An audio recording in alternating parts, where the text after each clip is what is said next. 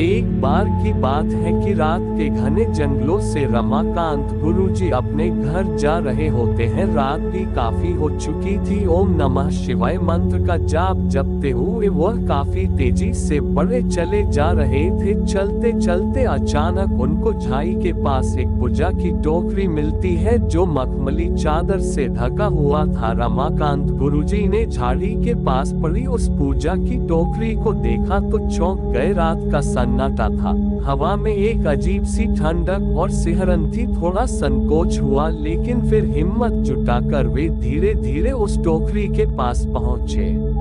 उस टोकरी को देखते ही वह वहां रुक जाते हैं और वह सोचते हैं कौन इस टोकरी को इस सुनसान जंगल में रखा होगा।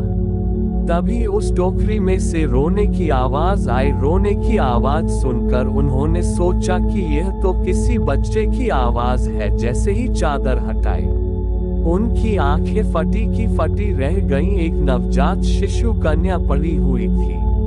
वह शांति से सो रही थी लेकिन उसके आसपास लाल रंग के फूल, सिंदूर से भरा नारियल और कुछ तांत्रिक सामान रखा हुआ था। बच्ची को टोकरी में देखकर वह हैरान हो गए। उस वीरान जंगल से सिर्फ जंगली जानवरों की आवाज आ रही थी। जंगल में सूखे पत्तों की चरमराहट साफ सुनाई दे रही थी। उन्होंने देखा कि उस बच्ची के गले पर एक लॉकेट भी था। वह उस लॉकेट को देखकर चौंक गए और रमाकांत गुरुजी ने इधर उधर जंगल में नजर दौड़ाई लेकिन वहां सन्नाटा पसरा हुआ था।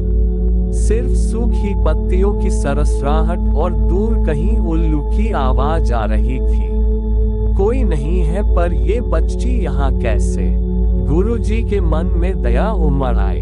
अगर मैं इसे यहाँ छोड़ दूं, तो कोई जंगली जानवर इसे नुकसान पहुंचा सकता है। जब किसी की भी आवाज वहां से नहीं आती, तब वह चिंतित हो जाते हैं। रमाकांत गुरुजी ने चारों तरफ जंगल की वीरानी देखी। सन्नाटा इतना गहरा था कि उनकी सांसों की आवाज भी साफ सुनाई दे रही थी। झाड़ियों की सरसराहट और पेड़ों की चरमराहट से ऐसा लग रहा था जैसे कोई छुपकर देख रहा हो, लेकिन कोई नजर नहीं आ रहा था। उन्होंने मंत्र जपते हुए शिशु को गोद में उठा लिया। भोलेनाथ की मर्जी है कि ये बच्चा यही मेरे सामने आया है, इसे ऐसे कैसे छोड़ दूं? कहीं कोई जंगली जानवर इसे नुकसान न पहुंचा दे। ये सोचकर वे तेजी से जंगल के रास्ते पर अपने घर की ओर चल दिए। रात की ठंडी हवा उनके चेहरे से टकरा रही थी, लेकिन उनका ध्यान पूरी तरह शिशु की सांसों पर था। गुरुजी जैसे ही गांव की मुख्य चौपाल पर पहुंचे, लोगों की नजरें उनके गोद में नवजात बच्ची पर टिक गईं। गांव के मुखिया आगे बढ़े और हैरानी से बोले, गुरुजी, ये बच्ची कौन है? कहां से लाए आप इसे? गांव के बाकी लोग भी आश्चर्य में थे। कुछ औरतें फुसफुसाने लगीं, क्या गुरुजी ने किसी अनाथ बच्चे को गोद लिया है? गुरुजी ने एक गहरी सांस ली, हाथ से लोगों को शांत होने का इशारा किया और बोले, मैं रात जंगल से लौट रहा था, तभी झाड़ियों के पास ये बच्ची मुझे मिली। कोई आसपास नहीं था, मैं इसे ऐसे ही छोड़ नहीं सकता था। कुछ औरतों ने देखा कि उनके गोद में एक छोटी सी बच्ची थी जो कि बड़ी ही मासूमियत के साथ हंस रही थी।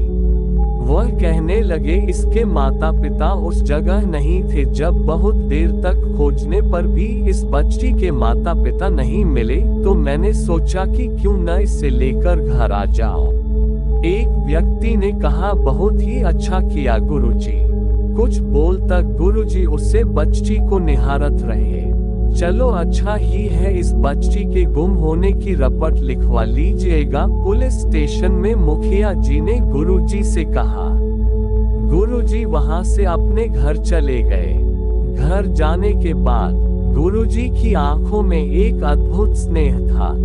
वो नन्ही सी बच्ची उनकी गोद में शांत थी, मानो गुरुजी की ममता भरी नजरों को महसूस कर रही हो। कुछ क्षणों तक वे बस उसे निहारते रहे, मानो पूरी दुनिया का सुकून उसी एक पल में समा गया हो। धीरे से गुरुजी ने उसके नन्हे से हाथ को अपने हाथ में लिया और मुस्कुराते हुए बोले, तुम्हारे आने से मेरा संसार पूरा हो गया। बच्ची ने हल्की सी करवट ली, जैसे उनकी बात का जवाब दे रही हो। गुरुजी की आंखों में सवालों का सैलाब उमड़ रहा था। उस मासूम बच्ची को निहारते हुए उनके मन में कई विचार आ जा रहे थे। वे मन ही मन सोचने लगे, तू कौन है, तेरे माता पिता कौन है, आखिर तुझे जंगल में छोड़ने की वजह क्या हो सकती है, क्या ये कोई मजबूरी थी या फिर कोई साजिश। बच्ची की नन्ही नन्ही उंगलियां उनकी उंगलियों को कसकर पकड़ रही थीं, जैसे वह उनसे कुछ कहना चाहती हो। गुरुजी ने उसके चेहरे पर नजर डाली। उसकी मासूमियत में एक अनकही दास्तान छुपी थी। जो भी हो, अब तू मेरे साथ है, मैं तुझे कभी अकेला नहीं छोड़ूंगा, गुरुजी ने मन ही मन ठाना। उन्होंने बच्ची को सीने से लगाया और एक गहरी सांस लेकर आसमान की ओर देखा, मानो ईश्वर से इस अनसुलझी पहेली का जवाब मांग रहे हो। सवाल तो बहुत थे, पर गुरुजी का दिल कह रहा था कि यह मुलाकात यूं ही नहीं हुई, शायद नियति ने ही उसे उनके पास भेजा था। और गुरुजी की आंखें छलक उठी। नन्ही बच्ची को सीने से लगाए हुए उनके मन में एक अजीब सा दर्द उमड़ रहा था। किस हाल में होंगे तेरे माता पिता, क्या वो तुझे याद करते होंगे या फिर किसी मजबूरी में तुझे छोड़ना पड़ा होगा। ये सोचकर गुरुजी का हृदय और भी भर आया। बच्ची ने अचानक अपनी नन्ही हथेलियों से गुरुजी की दाढ़ी को पकड़ लिया। गुरुजी की नम आंखों में हल्की सी मुस्कान आ गई। बच्ची की रोने की आवाज से गुरुजी की तंद्रा टूट गई। उन्होंने तुरंत उसे प्यार से थपकाते हुए कहा, क्या हुआ मेरी बच्ची, भूख लगी है क्या। फौरन ही वे उठे और रसोई में जाकर दूध गर्म करने लगे। उनके हाथों में एक अजीब सी जल्दी थी, मानो बच्ची की भूख उनकी अपनी भूख से भी ज्यादा जरूरी हो गई हो। दूध गर्म करने के बाद वे धीरे धीरे चम्मच से बच्ची को पिलाने लगे। हर घूंट के साथ बच्ची का रोना कम होने लगा। कुछ ही देर में बच्ची की आंखें नींद से भारी हो गईं। गुरुजी ने एक गहरी सांस ली और हल्की मुस्कान के साथ उसे गोद में उठाकर सीने से लगा लिया। उसे थपकाते हुए वे बिस्तर पर लेट गए। कमरे में एक सुकून भरी शांति थी। गुरुजी की आंखें धीरे धीरे बंद हो रही थीं, लेकिन मन में अभी भी एक सवाल गूंज रहा था, आखिर यह बच्ची कौन है, क्या किस्मत इसे मेरे पास किसी खास वजह से लाई है। धीरे धीरे गुरुजी भी उस सुकून की नींद में डूब गए। अगले दिन जब गुरुजी की नींद खुली तो उन्होंने देखा कि वह नन्ही बच्ची बिस्तर पर ही उनकी चादर से खेल रही थी। उसकी खिलखिलाहट पूरे कमरे में गूंज रही थी और उस मासूम मुस्कान को देखकर गुरुजी के चेहरे पर भी एक गहरी मुस्कान छा गई।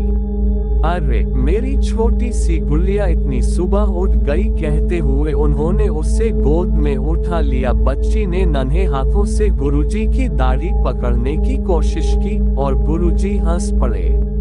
तू सच में मेरे जीवन में एक नई रोशनी बनकर आई है, गुरुजी ने मन ही मन सोचा। कुछ देर खेलने के बाद उन्होंने बच्ची को गोद में लेकर उसके माथे पर एक प्यार भरा चुंबन दिया। थोड़ी देर खेलने के बाद गुरुजी ने बच्ची को प्यार से झूले में लिटाया और हल्का सा थपथपाकर सुलाने की कोशिश की। बच्ची भी थक कर धीरे धीरे आंखें बंद करने लगी। जब वह गहरी नींद में सो गई तो गुरुजी ने एक गहरी सांस ली और हर दिन की तरह अपने मंदिर में पूजा करने के लिए चल पड़े। हर रोज की तरह मंत्रों का उच्चारण तो हो रहा था, लेकिन मन में एक अजीब सी बेचैनी थी। उन्होंने भगवान की मूर्ति के सामने हाथ जोड़कर कहा, हे प्रभु, ये बच्ची आखिर कौन है, इसे मेरे पास भेजकर तू क्या संकेत देना चाहता है। गुरुजी की आंखों में श्रद्धा थी, पर साथ ही कई सवाल भी। पूजा समाप्त करने के बाद गुरुजी ने बच्ची को गोद में लिया और एक गहरी सांस ली। उनके मन में अब एक ही उद्देश्य था, उस बच्ची के माता पिता को ढूंढना। वे उसी घने जंगल की ओर चल पड़े जहां पिछली रात उन्हें ये बच्ची मिली थी। जंगल की पगडंडियों पर चलते हुए गुरुजी की नजरें इधर उधर किसी इंसान की तलाश में भटक रही थी। कोई तो होगा जो इसे यहाँ छोड़ गया, कोई तो वजह होगी। गुरुजी बड़बड़ाते हुए आगे बढ़ते रहे, पर काफी देर तक इधर उधर खोजने के बाद भी उन्हें कोई नहीं मिला। घने पेड़ों के बीच सूरज की किरणें हल्की हल्की छन कर आ रही थीं, लेकिन चारों ओर सन्नाटा पसरा था। कुछ समय तक उसी सुनसान जंगल में खड़े होकर गुरुजी यही सोचते रहे, अगर इस बच्ची का यहाँ पर माता पिता नहीं है तो इसके बारे में फौरन रपट लिखवानी पड़ेगी। जंगल से वापस आने के बाद गुरुजी के मन में एक ही विचार था, शायद पुलिस ही इस बच्ची के माता पिता का पता लगा सके। बच्ची को गोद में लेकर वे सीधे नजदीकी पुलिस थाने पहुंचे। पुलिस स्टेशन में पहुंचते ही उन्होंने ड्यूटी पर तैनात इंस्पेक्टर से सब कुछ कह दिया। साहब, ये बच्ची मुझे कल रात घने जंगल में मिली थी, न तो इसके माता पिता का पता है और न ही कोई और जानकारी। कृपया इसकी पहचान का पता लगाने में मेरी मदद कीजिए। इंस्पेक्टर ने गंभीरता से बात सुनी और तुरंत एक टीम को एक्टिव कर दिया। बच्ची की पहचान के लिए आसपास के इलाकों में किसी गुमशुदा बच्चे की शिकायत की जांच की गई, साथ ही बच्ची की तस्वीर लेकर स्थानीय गांवों में खबर भी भिजवाई गई। कई घंटे की कोशिशों के बाद भी पुलिस को कोई सुराग नहीं मिला। इंस्पेक्टर ने निराश स्वर में कहा, गुरुजी, अभी तक इस बच्ची के बारे में कोई भी शिकायत दर्ज नहीं हुई है, न ही आसपास के इलाकों में किसी के लापता होने की खबर है। हम अपनी जांच जारी रखेंगे, लेकिन फिलहाल कुछ भी पता नहीं चल पाया है। पुलिस की बात सुनकर गुरुजी का दिल एकदम से बैठ गया। इंस्पेक्टर की आवाज अब भी उनके कानों में गूंज रही थी। इस बच्चे के बारे में कुछ भी पता नहीं चला है। हमें नहीं लगता है कि इसके माता पिता मिलेंगे। लगता है इस बच्ची को अनाथ आश्रम भेजना होगा।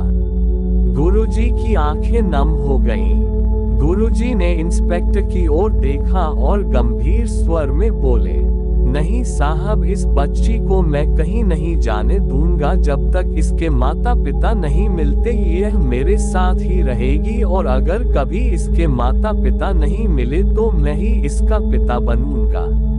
इंस्पेक्टर गुरुजी की बात सुनकर कुछ देर के लिए चुप हो गए।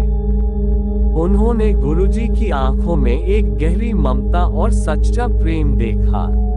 ठीक है गुरुजी, अगर आप इसकी देखभाल करना चाहते हैं तो हम कानूनी प्रक्रिया पूरी कर देंगे, लेकिन अगर हमें कोई जानकारी मिली तो आपको सूचित किया जाएगा, इंस्पेक्टर ने कहा। गुरुजी ने एक राहत की सांस ली और पुलिस स्टेशन से निकल गए।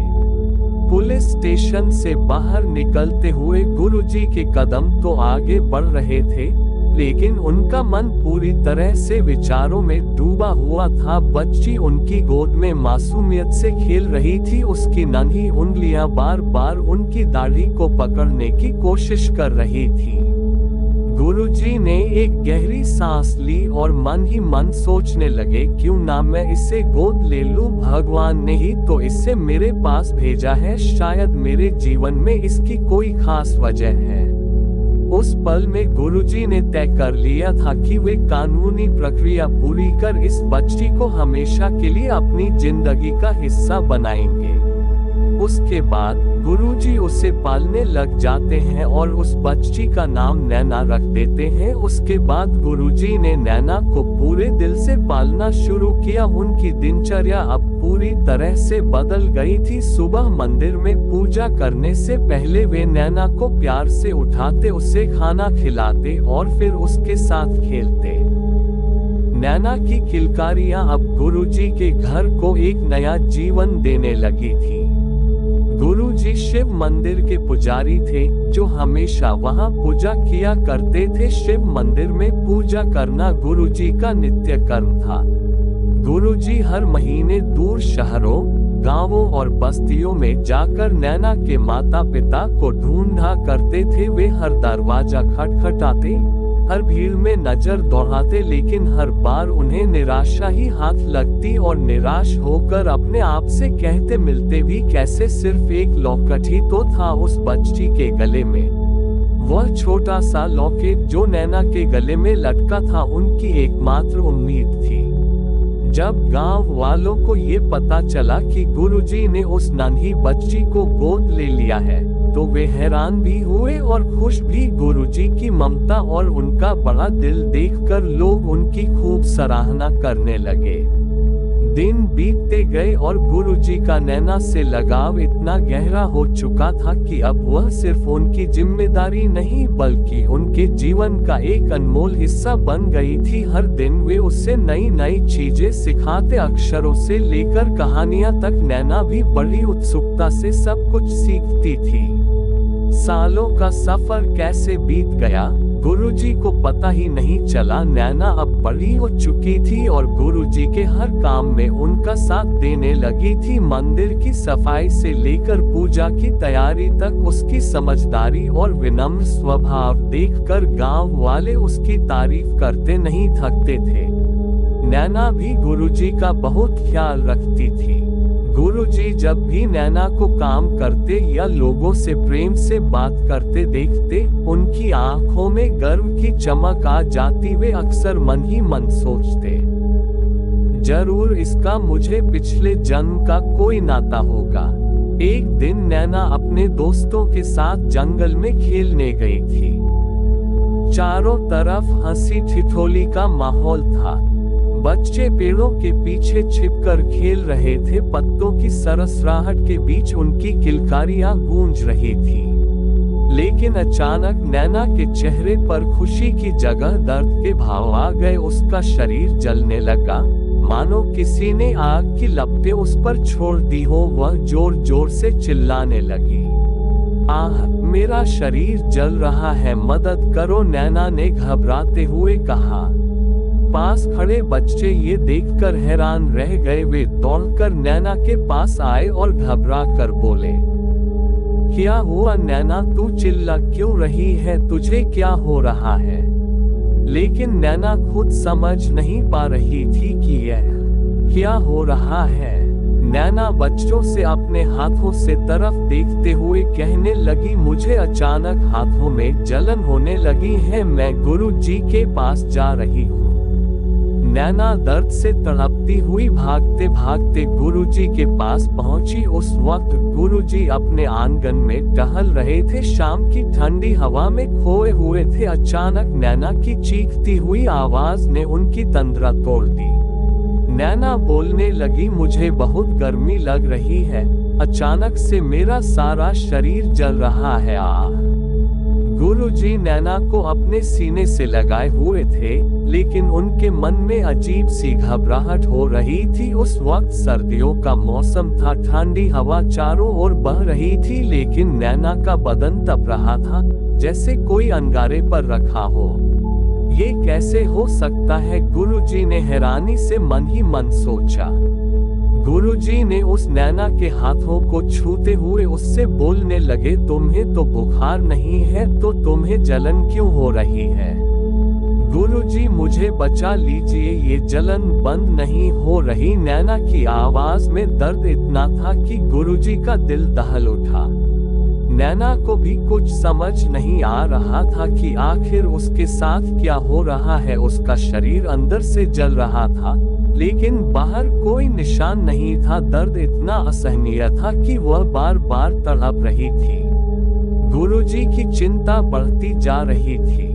उन्होंने एक पल भी देर न की और तुरंत नैना को गोद में उठाकर नजदीकी डॉक्टर के पास ले गए। रास्ते भर वे लगातार भगवान से प्रार्थना कर रहे थे, हे भोलेनाथ, मेरी बच्ची को ठीक कर दो, जो भी तकलीफ है इसे मुझ पर ले लो। डॉक्टर के क्लिनिक में पहुंचते ही गुरुजी ने घबराते हुए कहा, डॉक्टर साहब इसे बचा लीजिए, पता नहीं क्या हो रहा है, इसका शरीर अंदर से जल रहा है पर बुखार भी नहीं है। डॉक्टर ने तुरंत नैना को बेड पर लिटाकर उसकी जांच शुरू की, उसकी सांसें चेक की, नब्ज देखी, शरीर का तापमान भी नॉर्मल था, कुछ भी असामान्य नहीं लग रहा था, लेकिन नैना का दर्द बढ़ता ही जा रहा था। गुरुजी की बेचैनी और बढ़ गई। उन्होंने नैना का हाथ पकड़ते हुए पूछा, बेटा थोड़ा सब्र रखो, कुछ नहीं होगा, हम कोई और रास्ता निकालेंगे। डॉक्टर नैना को देखने के बाद गुरुजी से बोले, चिंता करने की कोई जरूरत नहीं है, छोटी मोटी एलर्जी हुई है, दवा लेने के बाद ही ठीक हो जाएगा, आप बिल्कुल भी चिंता मत करिए, मैं आपको दवाइयाँ लिख देता हूँ।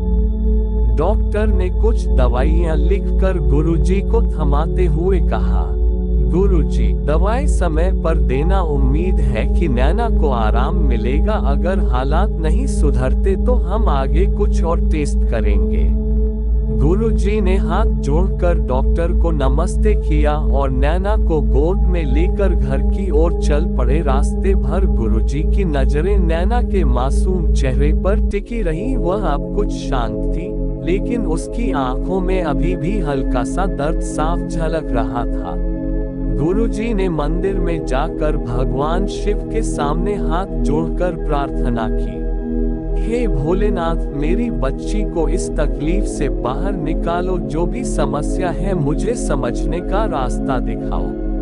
गुरुजी ने नैना को प्यार से दवाई खाने को कहा। नैना ने बिना किसी शिकायत के दवा ले ली। कुछ ही देर में उसे थोड़ा आराम महसूस हुआ, उसके चेहरे की बेचैनी धीरे धीरे कम होने लगी और उसकी आंखें बोझिल होने लगी। गुरुजी अब थोड़ा अच्छा लग रहा है, नैना ने धीरे से कहा और आंखें बंद करके सोने चली गई। उन्होंने एक गहरी सांस ली और मन ही मन कहा, शायद ये भगवान की कोई परीक्षा है, लेकिन मैं हार नहीं मानूंगा। गुरुजी ने नैना को अच्छी तरह से कंबल ओढ़ाया और उसके पास बैठकर भगवान शिव का ध्यान करने लगे।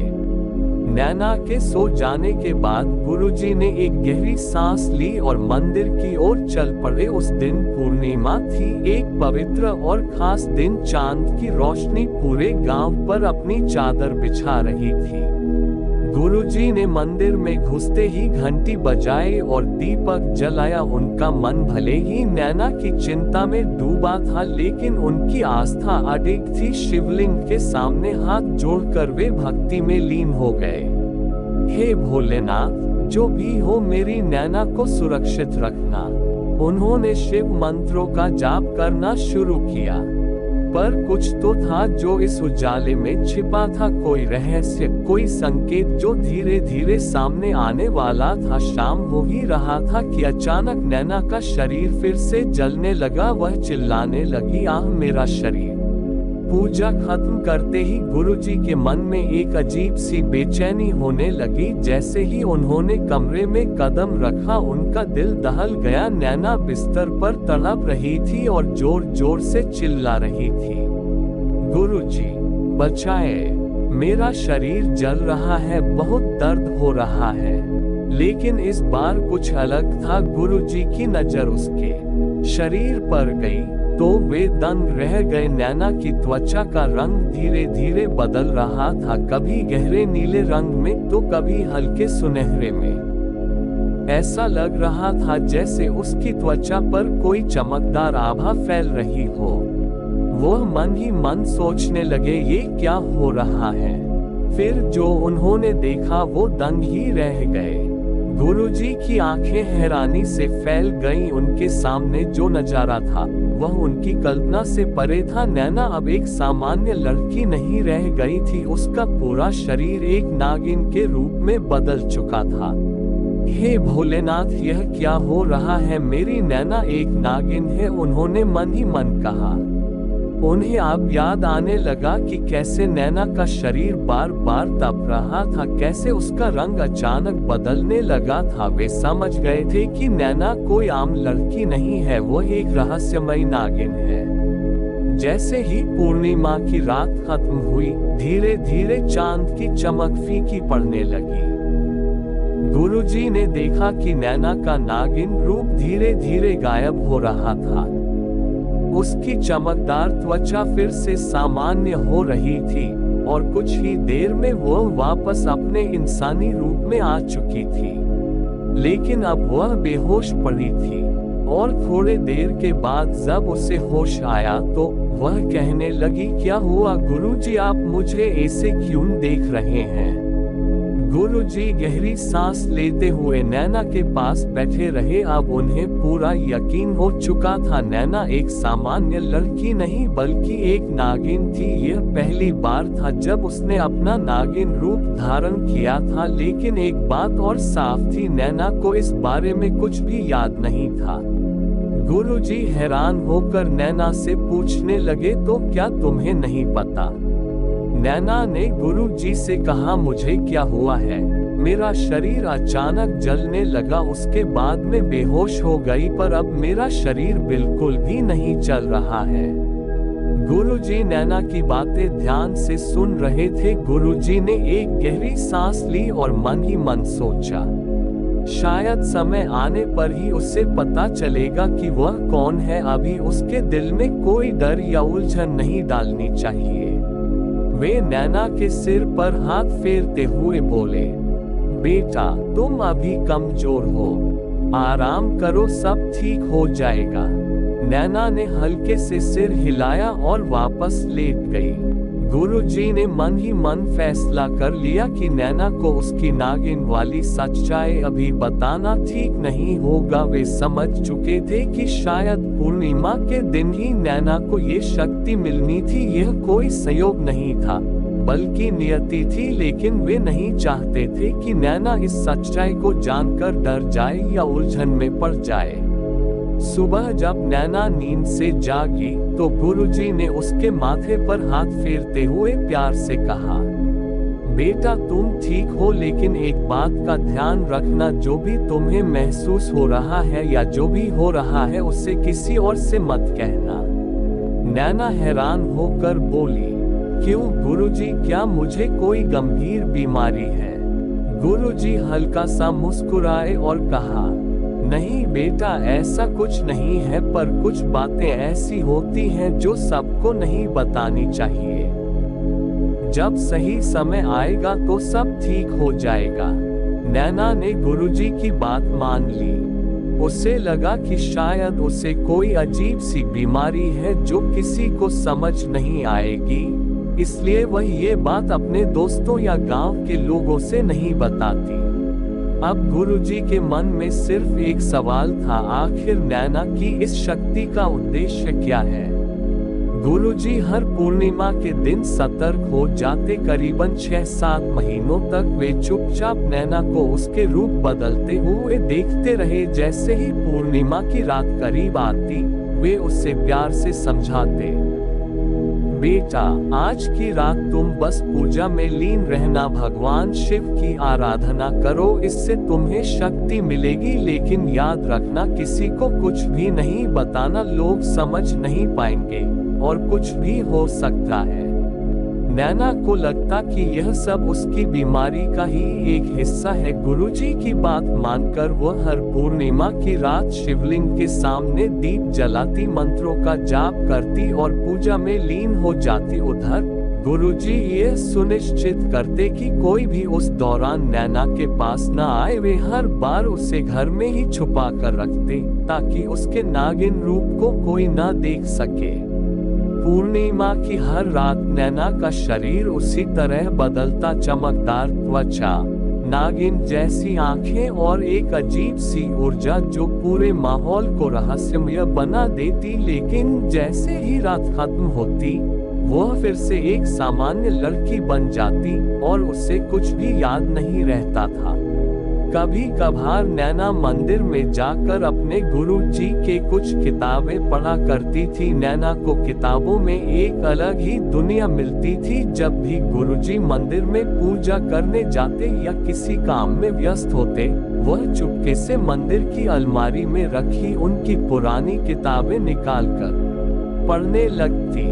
उन किताबों में कई पौराणिक कथाएं, प्राचीन ग्रंथों के श्लोक और रहस्यमय शक्तियों से जुड़ी बातें लिखी थी। लेकिन वह ये बात गुरुजी को कभी नहीं बताती थी। एक दिन पढ़ते पढ़ते उसकी नजर एक किताब पर गई जिसमें इच्छाधारी नागों के बारे में लिखा था। किताब में लिखा था कि पूर्णिमा की रात कुछ चुने हुए लोग नाग का रूप धारण करते हैं जिनके पास दिव्य शक्तियां होती हैं। इसे पढ़कर नैना का दिल तेजी से धड़कने लगा। ये सब पढ़कर मुझे ऐसा क्यों लग रहा है कि यह कहानी मुझसे जुड़ी है, उसने मन ही मन सोचा। गुरुजी को इस बात की भनक नहीं थी कि नैना इन किताबों में कुछ ऐसा पढ़ रही है जो एक दिन उसकी अपनी पहचान से उसे रूबरू करा सकता है। शायद वह दिन अब दूर नहीं था जब नैना खुद अपने सवालों के जवाब खोजने लगेगी। जब नैना समझदार हो गई तो वह गुरुजी से पूछने लगी, आप हर पूर्णिमा के दिन मुझे घर पर रखकर पूजा करने को क्यों कहते हैं? तब वह कहने लगे, क्योंकि तुम खास हो। एक शाम जब नैना ने गुरुजी से पूछा, गुरुजी मेरे साथ ऐसा क्या है जो मैं समझ नहीं पा रही? हर पूर्णिमा की रात मेरे साथ कुछ अजीब होता है, लेकिन आप मुझे कुछ बताते क्यों नहीं? गुरुजी ने एक गहरी सांस ली और उसके कंधे पर हाथ रखते हुए प्यार से कहा, बेटा, कुछ सच जानने का वक्त तब आता है जब हम उसे समझने के लिए तैयार होते हैं। जब तुम 18 साल की हो जाओगी तब मैं तुम्हें सब कुछ बताऊंगा।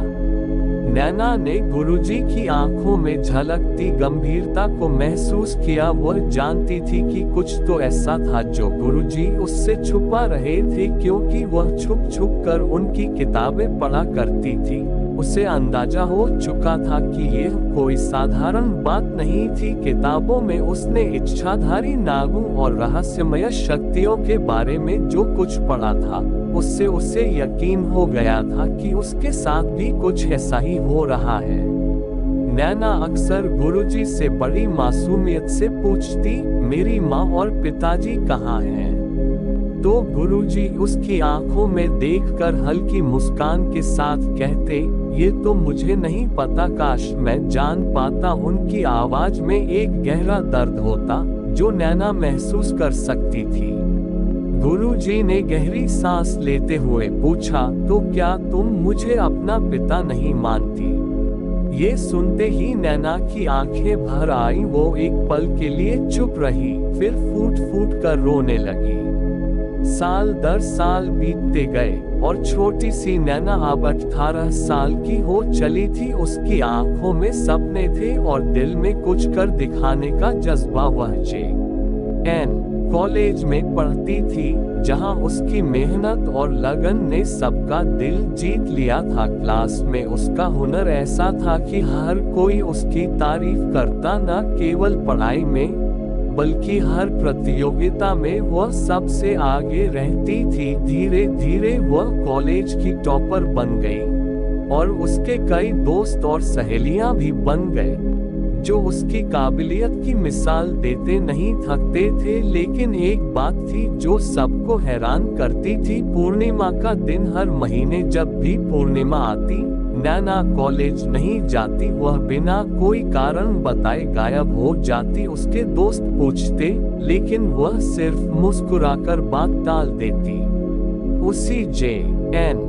कॉलेज में करण नाम का एक ऐसा लड़का था जो अपनी आकर्षक व्यक्तित्व और मनमोहक अंदाज के लिए जाना जाता था। उसका कद लंबा, कसरती शरीर और चेहरे पर हमेशा एक हल्की सी मुस्कान रहती थी जो किसी भी लड़की का दिल जीत लेती थी। हालांकि करण इन सब बातों से बेपरवाह था। उसका स्वभाव थोड़ा रहस्यमय था। वह ज्यादा लोगों से बात नहीं करता था और हमेशा अपने ही ख्यालों में खोया रहता था।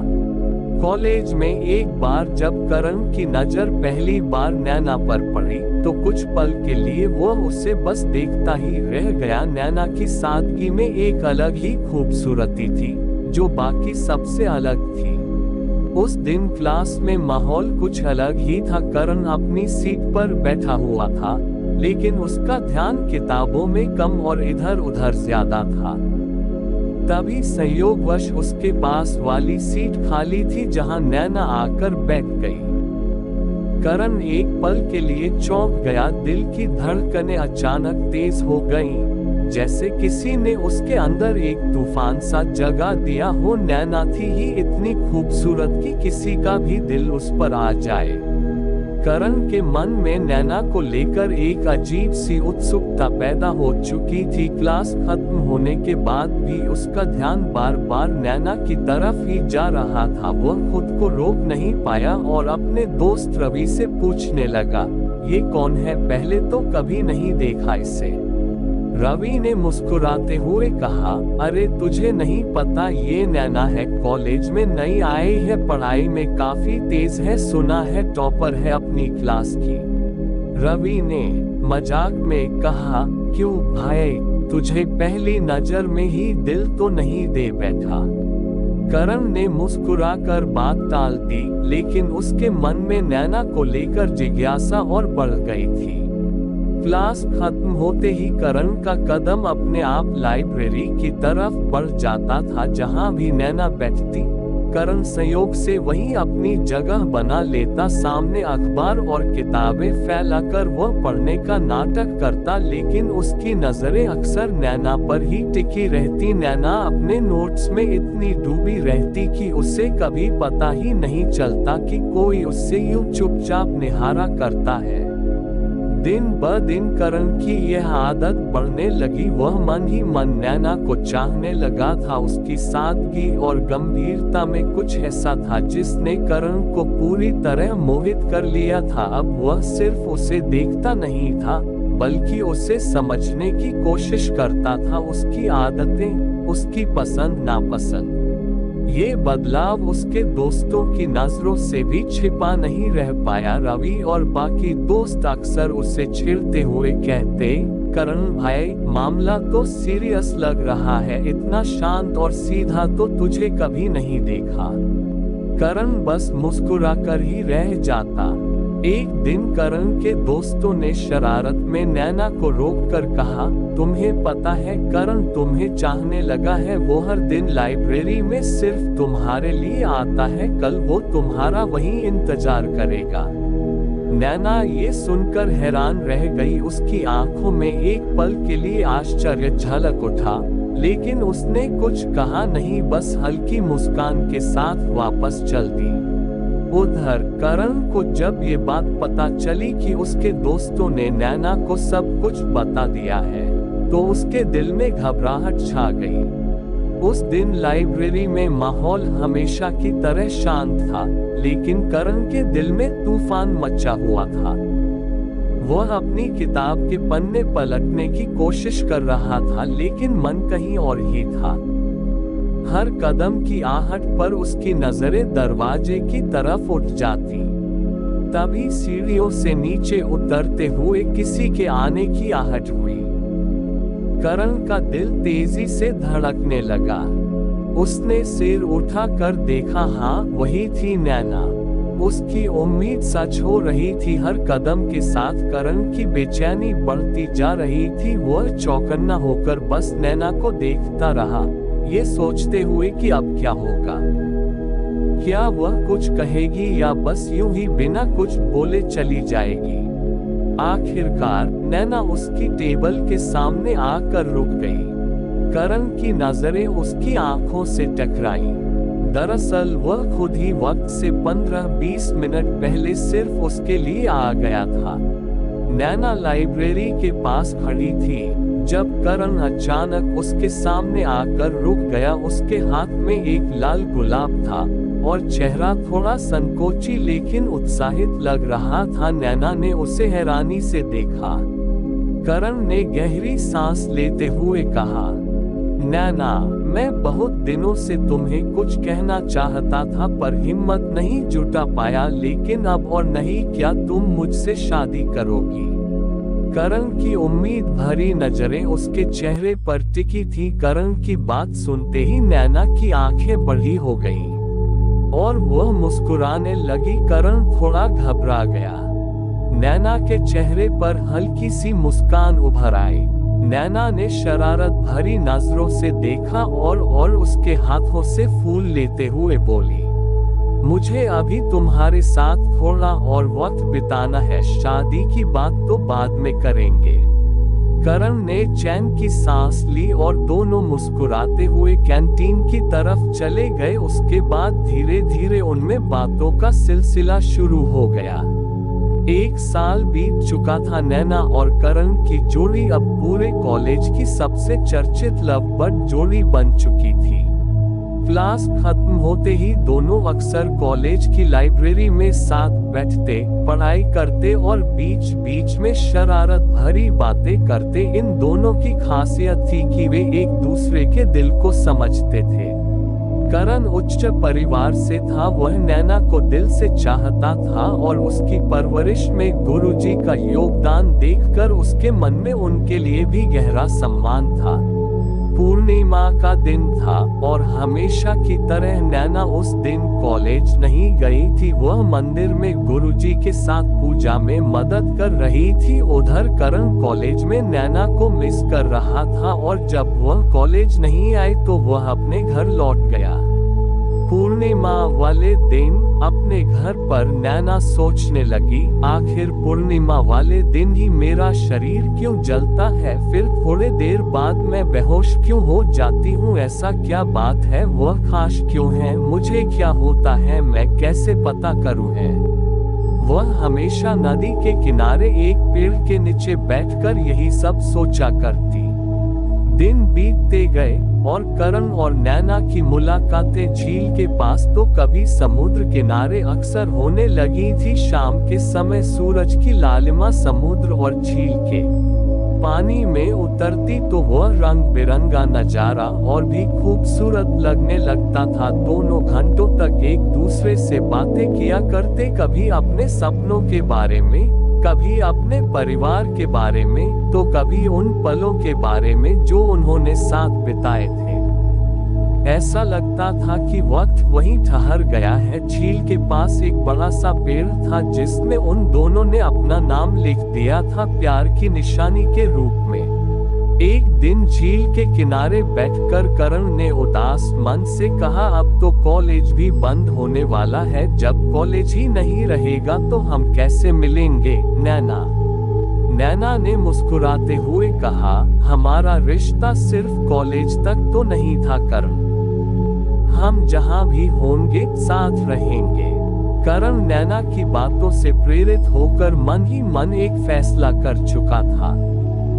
वह अब अपने घर में सबको उनके रिश्ते के बारे में बता देने का सोच चुका था। करण नैना से बोला, वैसे भी तुम तो जानती हो कि मेरे पापा एक बहुत ही बड़े बिजनेसमैन हैं और उनके साथ साथ मुझे भी सारा बिजनेस संभालना होगा, नौकरी का भी कोई टेंशन नहीं करना होगा। तुम समझ रही हो ना कि मैं क्या कह रहा हूँ। मैं आज ही हमारे रिश्ते के बारे में अपनी माँ को बताऊंगा। करण की बात सुनकर नैना चुप हो गई।